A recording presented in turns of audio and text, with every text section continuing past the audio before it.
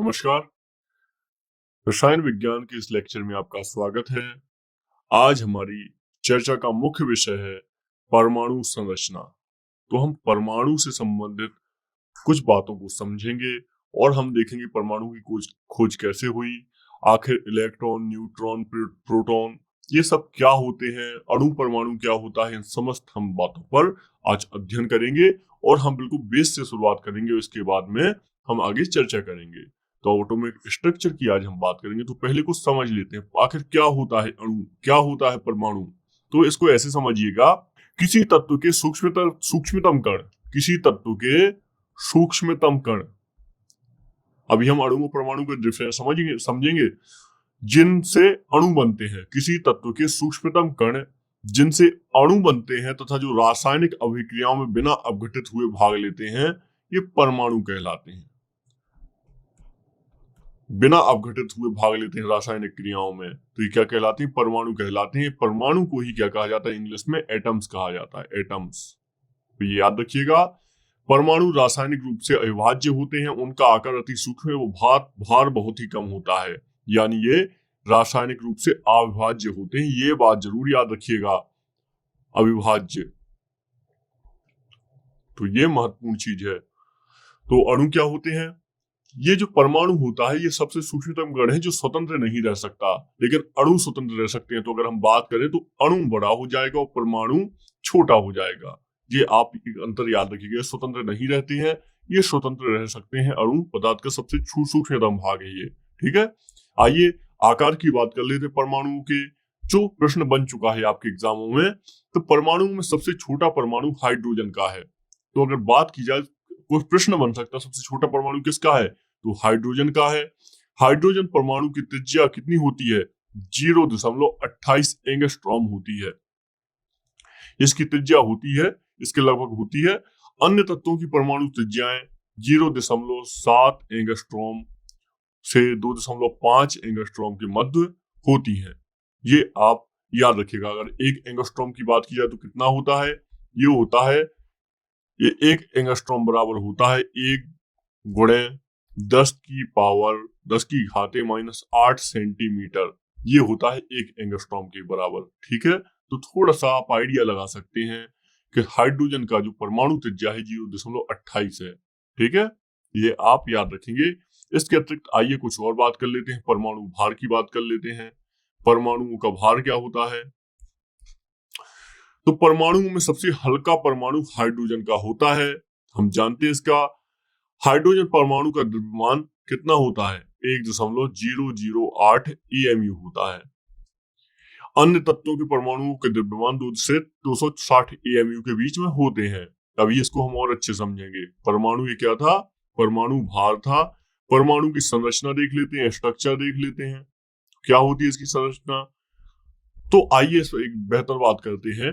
दरअसल 19वीं सदी में के मध्य तक परमाणु द्रव्य के सूक्ष्मतम अविभाज्य कण माने जाते थे। परमाणु होते थे 19वीं सदी के मध्य तक ऐसा माना जाता, पहले अणु को माना गया कि अणु सबसे छोटा कण है। महर्षि कणाद भी बात में रहे हैं, जिन्होंने परमाणु की संकल्पना बहुत पहले ही दे दी थी।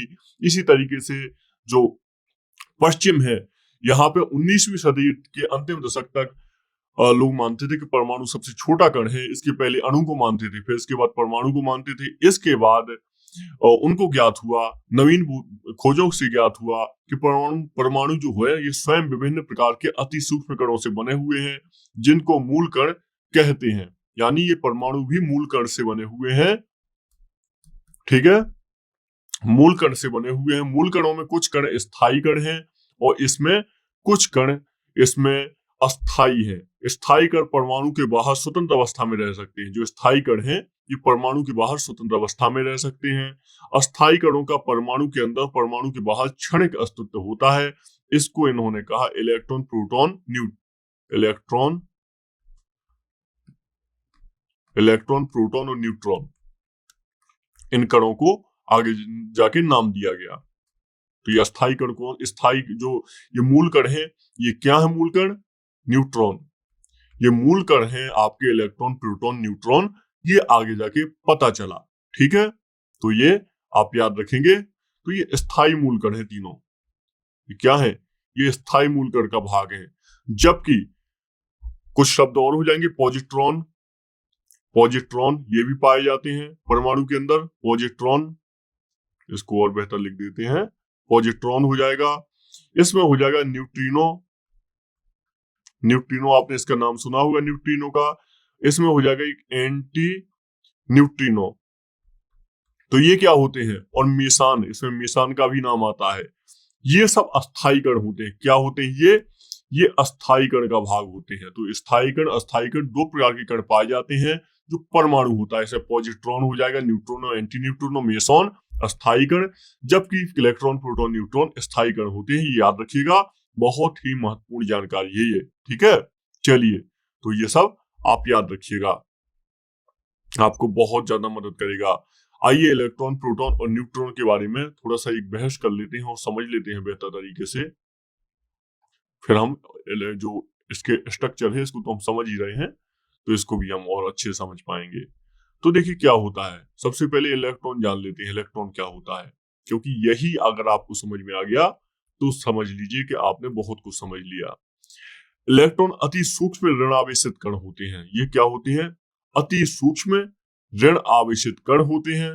जो इलेक्ट्रॉन होते हैं, एक इलेक्ट्रॉन पर ऋणावेश होता है, यानी ये ऋण आवेश होता है इनमें। इलेक्ट्रॉन का द्रव्यमान हाइड्रोजन परमाणु के द्रव्यमान जो होता है इसका लगभग 1/1837 होता है। इलेक्ट्रॉन की खोज 1857 में खोज किसने की थी इसकी, 1897 में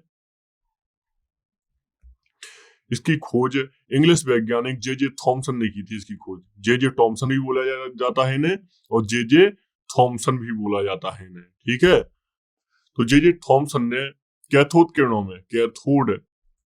किरणों में इसकी खोज की थी। किसकी, इलेक्ट्रॉन की। तो ये आप याद रखिएगा, इसमें नकारात्मक आवेश होता है, नेगेटिव आवेश होता है, और इसके बाद इसकी खोज 1897 में हुई थी। ये आप सारी चीजें याद रखेंगे। आइए प्रोटॉन पे बात कर लेते हैं। प्रोटॉन बहुत ज्यादा महत्वपूर्ण है। तो प्रोटॉन क्या होता है, ये अति सूक्ष्म धनावेशित कण होते हैं, ये पॉजिटिव कण होते हैं। ये नेगेटिव था, ये पॉजिटिव होता है, ये धनावेशित कण होते हैं। एक प्रोटॉन पर यूनिट धनावेश होता है, हम जानते हैं। प्रोटॉन का द्रव्यमान हाइड्रोजन परमाणु के द्रव्यमान के लगभग बराबर होता है। ठीक है, हाइड्रोजन परमाणु में से इलेक्ट्रॉन बाहर निकल जाने पर जो यूनिट धनावेश कण शेष रह जाता है उसे हाइड्रोजन परमाणु का नाभिक या प्रोटॉन कहते हैं। जर्मन भौतिक विज्ञानी, इसकी खोज किसने की थी, भौतिक विज्ञानी जर्मन की थी ये, ई गोल्डस्टीन साहब। गोल्डस्टीन साहब थे, इन्होंने खोज की थी प्रोटॉन की, याद रखिएगा। और एक तीसरा ही तत्व है, एक तीसरा जो स्थायी कण है, ये है न्यूट्रॉन। तो न्यूट्रॉन विद्युत उदासीन कण होता है, यानी ये उदासीन कण होता है, ना इसमें पॉजिटिव आवेश होता है, ना इसमें नेगेटिव आवेश होता है। तो इस तरीके से इसका द्रव्यमान हाइड्रोजन परमाणु के द्रव्यमान के लगभग बराबर होता है। इसकी खोज की गई थी 1932 में।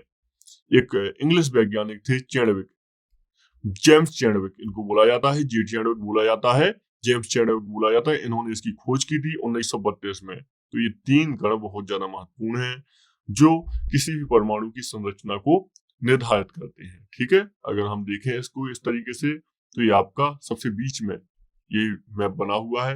ये हम देखेंगे नाभिक होता है, यहाँ पे प्रोटॉन होता है, ये इलेक्ट्रॉन घूमते रहते हैं चारों तरफ, ये इलेक्ट्रॉन घूमते रहते हैं। ठीक है, तो ये आप याद रखिएगा। तो ये आपको तीनों चीजें बहुत ज्यादा काम रहेंगी। तो हमने अभी बात की थी कि प्रोटॉन नाभिक में होते हैं, तो आइए परमाणु नाभिक का संगठक देख लेते हैं। परमाणु नाभिक, जो परमाणु के नाभिक का जो संगठन होता है, इसको देख लेते हैं। तो परमाणु नाभिक की रचना प्रोटॉन और न्यूट्रॉनों से होती है। जो नाभिक होता है, ये बीच वाला भाग, ये, तो इसकी जो रचना होती है प्रोटॉन और न्यूट्रॉनों से होती है। नाभिक का द्रव्यमान प्रोटॉन और न्यूट्रॉनों के कारण तथा नाभिक का धनावेश केवल प्रोटॉनों के कारण होता है। तो द्रव्यमान के लिए क्या निर्धारित करते हैं, द्रव्यमान के लिए प्रोटॉन तथा न्यूट्रॉन, जबकि इसका धनावेश होता है जो पॉजिटिव होता है, इसके लिए सिर्फ प्रोटॉन निर्धारित करते हैं, प्रोटॉन उत्तरदायी होते हैं। ठीक है, प्रोटॉनों और न्यूट्रॉनों को सामूहिक रूप से न्यूक्लियॉन कहा जाता है। क्या कहा जाता है, न्यूक्लियॉन। ये शब्द याद रखिएगा, न्यूक्लियॉन। तो इनको क्या कहा जाता है, प्रोटॉन और न्यूट्रॉनों के सामूहिक रूप को। क्योंकि ये कण जो होते हैं परमाणु न्यूक्लियस के घटक होते हैं। न्यूक्लियस जो होता है नाभिक इसके घटक होते हैं, इसलिए इनको न्यूक्लियन कहा जाता है। किसको? प्रोटॉन प्लस न्यूट्रॉन को। तो परमाणु में इलेक्ट्रॉन नाभिक के बाहर रहते हैं। जो परमाणु होता है ये परमाणु हो गया, इसका ये प्रोटॉन और न्यूट्रॉन हो गया। यहाँ पे ये देख रहे हैं आप, ये प्रोटॉन और न्यूट्रॉन हो गए। जबकि आप देखेंगे जो इलेक्ट्रॉन है ये बाहर टहलते रहते हैं, ये बाहर इस तरीके से परिक्रमा लगाते हैं, माइनस नेगेटिव आवेश होता है इन पर, और ये इलेक्ट्रॉन बाहर घूमते रहते हैं। तो नाभिक के चारों ओर कक्षाओं में घूमते रहते हैं इलेक्ट्रॉन, ठीक है। और परमाणु में इलेक्ट्रॉनों की संख्या प्रोटॉनों की संख्या के बराबर होती है।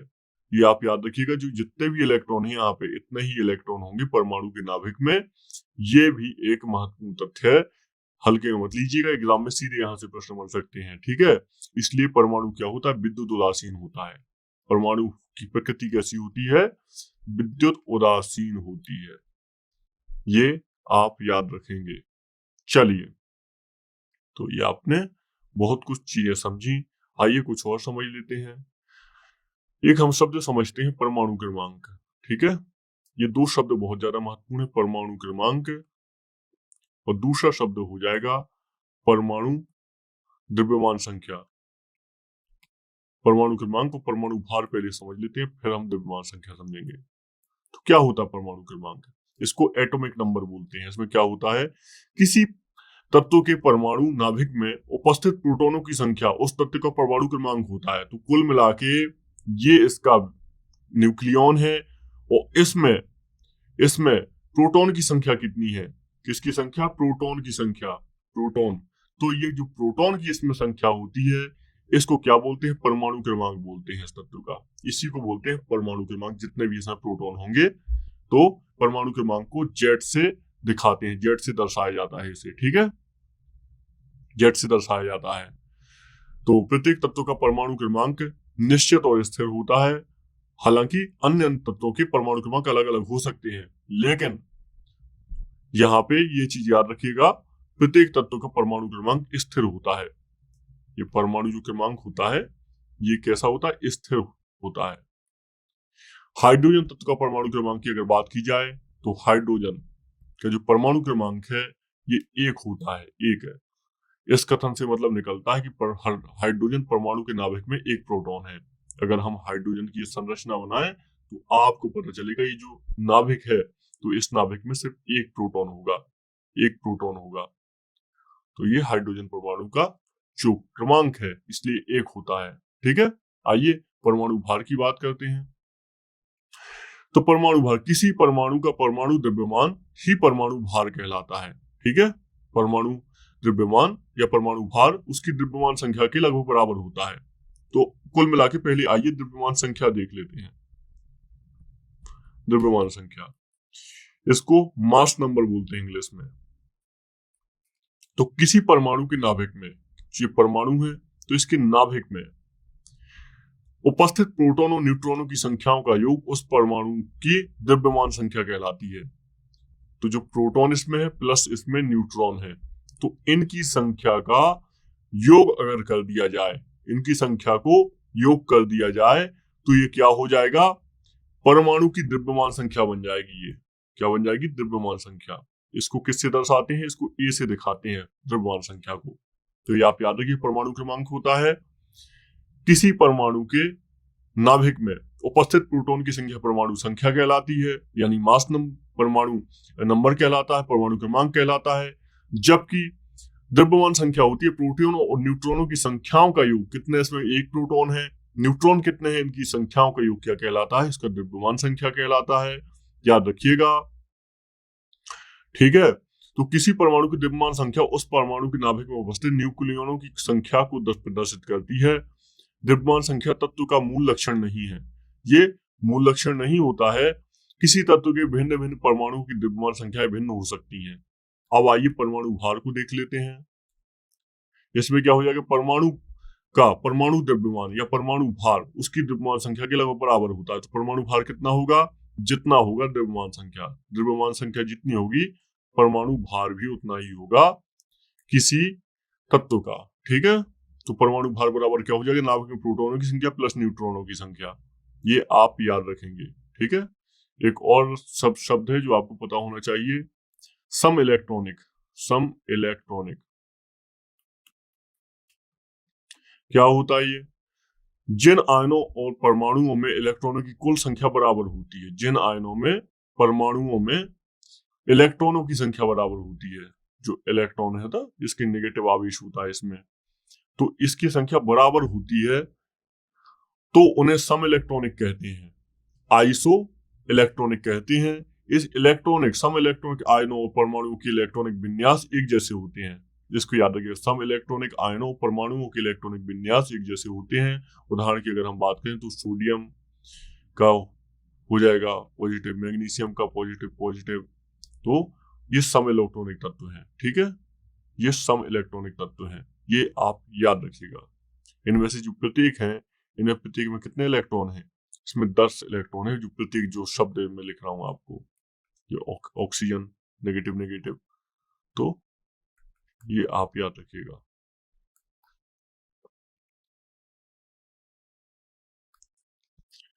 एक शब्द है समस्थानिक। समस्थानिक उस संभाविक शब्द के बारे में आपने बहुत सुना होगा, ये बहुत ज्यादा पिछले शब्द भी है, तो इसलिए पता होनी चाहिए। देखिए मास नंबर के बारे में आएगा, हमने मास नंबर की चर्चा की, तो इसलिए आप इनको छोड़ के प्रॉपर हिंदी में पढ़ने का प्रयास कीजिएगा। अगर आपको ये सब पढ़ना में नहीं आए, समझ में नहीं आए, तो कोई दिक्कत की बात नहीं, हम जिस तरीके से पढ़ा रहे हैं उसी तरीके से आप पढ़िए, तो हो जाएगा समस्थानिक। समस्थानिक क्या होते हैं? इनको बोलते हैं आइसोटॉप। आइसोटॉप समस्थानिक होता है। तो समान परमाणु क्रमांक है परंतु भिन्न परमाणु द्रव्यमानों के परमाणु को समस्थानिक कहते हैं। इसको कैसे समझेंगे? अगर समझ कर सपोज करिए समान परमाणु क्रमांक परंतु भिन्न परमाणु भार, परंतु क्या हो जाएगा, भिन्न हो जाए परमाणु द्रव्यमान, भिन्न परमाणु द्रव्यमान के परमाणुओं को समस्थानिक कहते हैं। तो ये आपको मतलब परिभाषा थोड़ी समझ में आई होगी। इसको वो मतलब क्या समझते हैं? ऐसा समझते हैं क्योंकि आवर्त सारणी में किसी तत्व के समस्थानिकों का स्थान अलग अलग ना होकर एक ही होता है, क्योंकि उनका परमाणु क्रमांक समान होता है। हाइड्रोजन तत्व उदाहरण के तौर पर लें तो हाइड्रोजन तत्व के 3 समस्थानिक ज्ञात हैं। जो हाइड्रोजन है इसके 3 समस्थानिक ज्ञात हैं।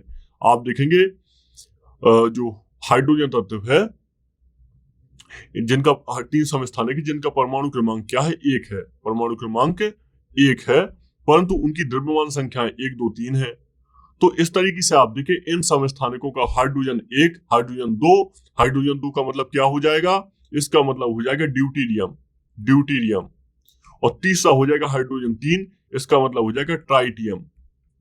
ये तत्व होते हैं, याद रखिएगा, ट्राइटियम। तो इस तरीके से इसमें क्या हो जाएगा, समस्थानिकों को 3 तरीके से हम बांट लेते हैं। किसमें? परमाणु भार के आधार, परमाणु क्रमांक के अनुसार एक ही है सबका, इसलिए समस्थानिक है हाइड्रोजन के, समस्थानिक है ड्यूटीरियम और ट्राइटियम। जबकि हम देखेंगे ऑक्सीजन तत्व के 3 समस्थानिक ज्ञात है, इसी तरीके ऑक्सीजन के 3 समस्थानिक ज्ञात हैं। इनमें हो जाएगा परमाणु क्रमांक तो इनका 8 है सबका, किंतु परमाणु द्रव्यमान संख्या इनकी क्या है? मास नंबर जो है इनका, द्रव्यमान संख्या कितनी है इनकी? 16, 17 और 18 है। तो इससे क्या हो जाएगा? तो इन समस्थानिकों को ऑक्सीजन 16 बोला जाता है, ऑक्सीजन 17 बोला जाता है, ऑक्सीजन 18 बोला जाता है। इनको तो अलग अलग नाम दे दिए जाते हैं। इस प्रकार किसी तत्व के समस्थानिकों में प्रोटॉनों की संख्या समान होती है, यानी कुल मिला के प्रोटॉनों की संख्या क्या होगी? ये समान होगी। जबकि क्या हो जाएगा? न्यूट्रॉनों की संख्या में अंतर हो जाएगा। ये न्यूट्रॉन की संख्या है, इनमें अंतर रहेगा, भिन्नता रहेगी। ये है होता है समस्थानिक। संभारिक क्या होता है? आइए संभारिक भी देख लेते हैं। संभारिक, इसको आइसोबार कहा जाता है। जो समस्थानिक थे इनको आइसोटोप कहा जाता था, इसको कहा जाता है आइसोबार।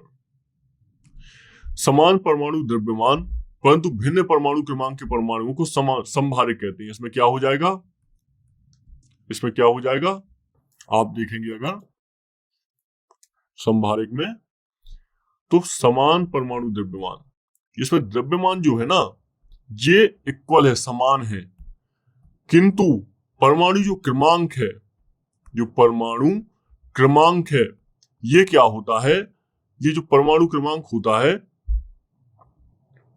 ये भिन्न होता है। समान द्रव्यमान और भिन्न परमाणु क्रमांक वाले तत्वों को, परमाणुओं को समभारिक कहा जाता है। ये है इसका अर्थ।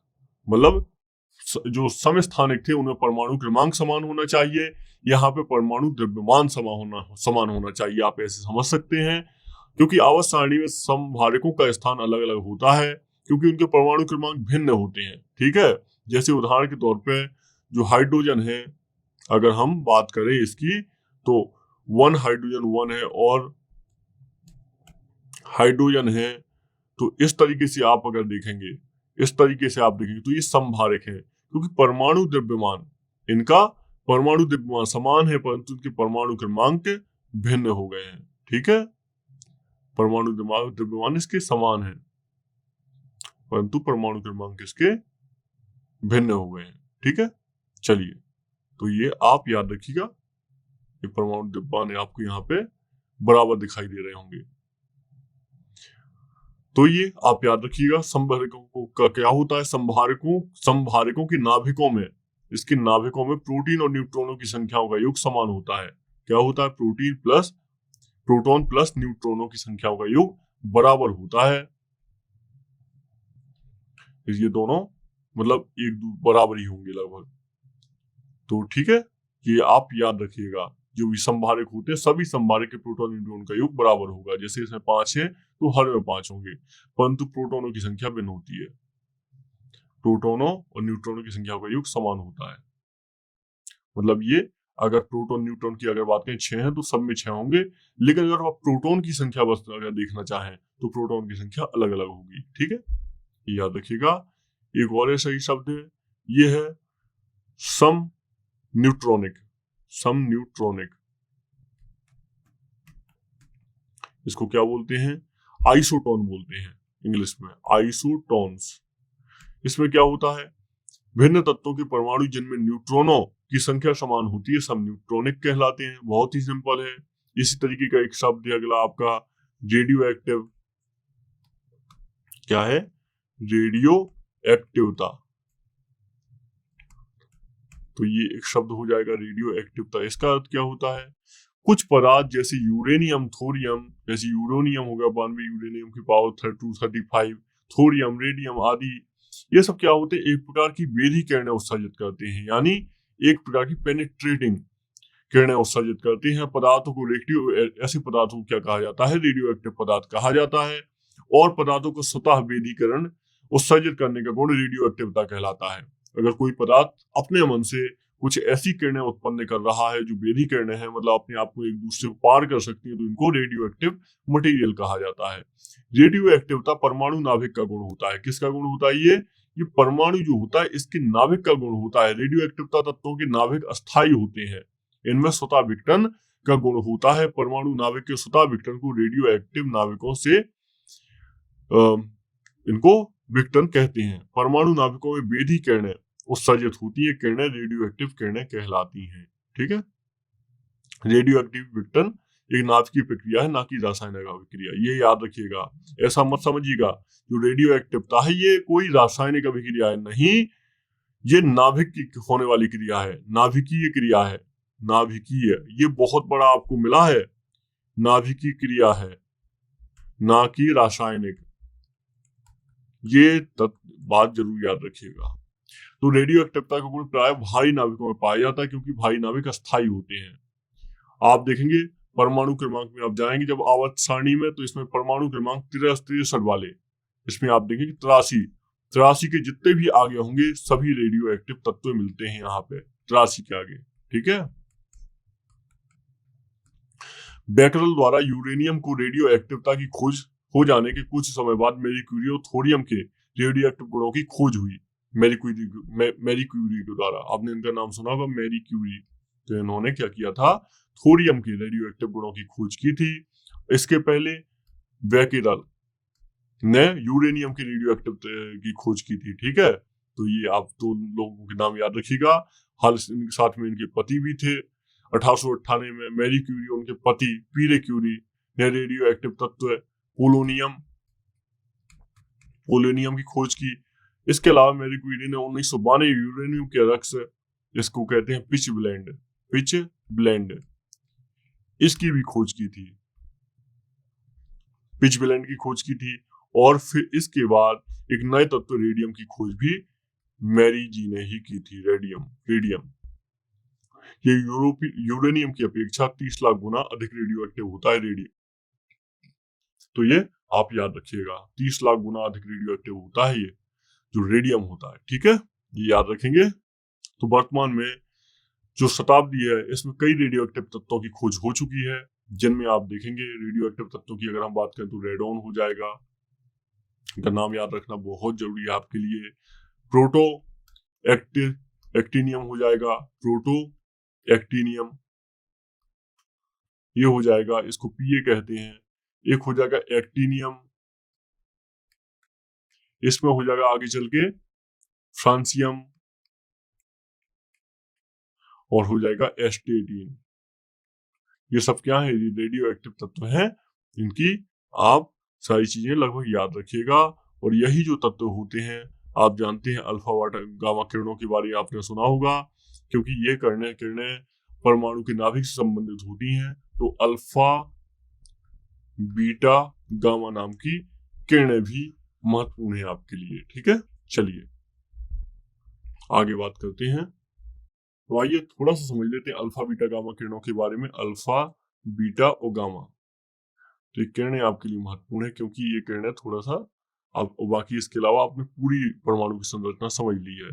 तो अल्फा किरणें क्या होती हैं, ये धनावेशित होती हैं, पॉजिटिव आवेश लेके चलती हैं, ठीक है। तो बीटा किरणें क्या होती हैं, ये ऋणावेशित आवेश लेके चलती हैं।